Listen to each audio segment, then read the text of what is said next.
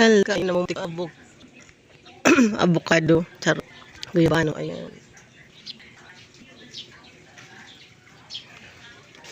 Ayan, tingnan. Ito banda dito sa baba, meron pa siya. Ito.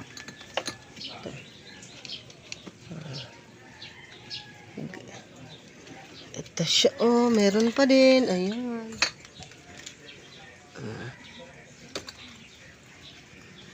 At ayan pa. Ayan. Oh, diba? Ang dami. Ayan. Oh. Diba? Ito ang laki na, oh.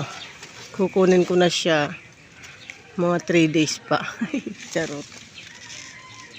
Grabe. Diba? Oh, dami. Parang nangangamoy hinog na. Malapit ang mahinog. Ito siguro to.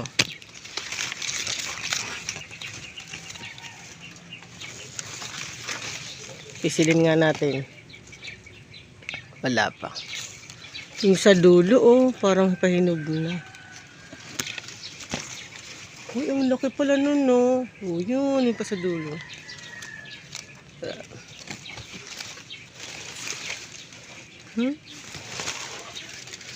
Guyabano. Come here.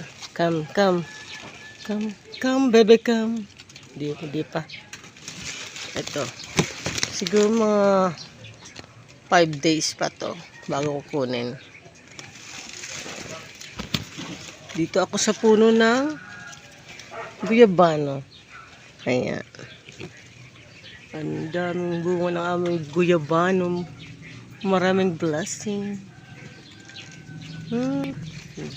Oh, sarap ko lang, diba?